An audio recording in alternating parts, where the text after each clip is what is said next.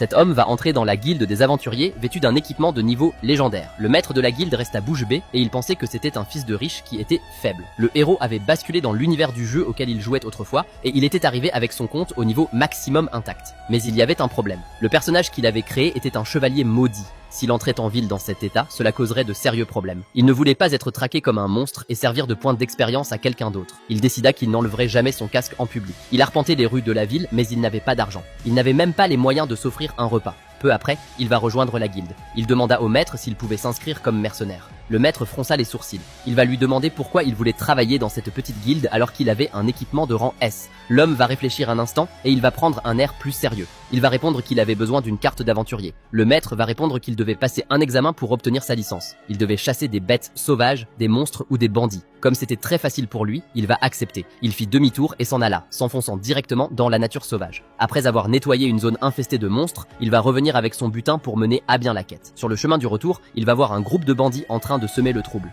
Sans hésiter une seconde, il va surgir devant leur chef. Voyant leur chef neutralisé en un clin d'œil, les autres bandits vont prendre la fuite. Mais sa mission consistait aussi à vaincre les bandits. Il n'était pas question de les laisser s'échapper. Il va lancer un sort de très haut niveau et d'un seul coup, tout le groupe de bandits fut réduit en cendres. Même si c'était la première fois qu'il tuait des gens, il ne ressentait aucune culpabilité. Une jeune femme va s'approcher pour le remercier et lui demander s'il pouvait les raccompagner en ville. Après ce qui venait de se passer, ils étaient encore sous le choc et avaient peur. Il va accepter sans discuter. Alors qu'ils voyageaient tous les trois ensemble, il va remarquer que la noble blonde ne cessait de le fixer. Il commença à s'inquiéter. Le soir venu, il retourna à la guilde avec les 3 preuves requises pour obtenir sa licence. Le maître était stupéfait et il retira une pierre magique du corps du monstre. C'était la partie la plus précieuse d'un monstre. On l'utilisait généralement pour fabriquer des armes ou des outils magiques. Avec sa licence en poche, il s'installa dans une auberge. Il commanda une table bien garnie et se mit à se régaler. Même avec un crâne à la place de la tête, il savoura pleinement son repas. Mais c'est alors qu'il commit une erreur. Il va enfreindre sa propre règle et retirer son casque. De sérieux ennuis allaient bientôt s'abattre sur lui.